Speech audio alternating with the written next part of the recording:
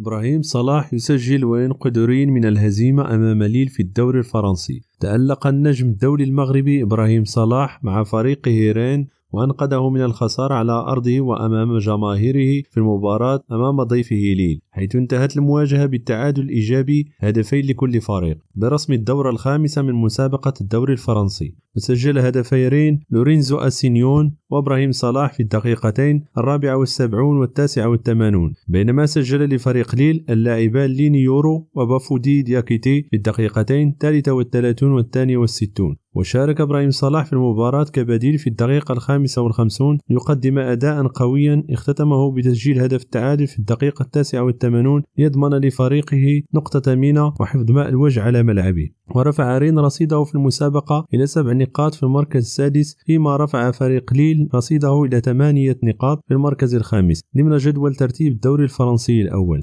يجدر الذكر أن إبراهيم صلاح كان من النجوم الذين أسهموا بفعالية في تتويج المنتخب المغربي الأولمبي بالنسخة الأخيرة من نهائيات كأس إفريقيا للأمم لأقل من 23 سنة والتي تم تنظيمها بالمغرب. فما رأيكم في مستوى اللاعب بالدوري الفرنسي؟ هل يمكن أن يصبح ورقة رابحة في المنتخب المغربي الأول في المستقبل؟ اتركوا لي آراءكم في التعليقات ودمتم سالمين. لا تنسى الإعجاب بالفيديو والاشتراك بالقناة مع الضغط على الجرس ليصلك كل جديد.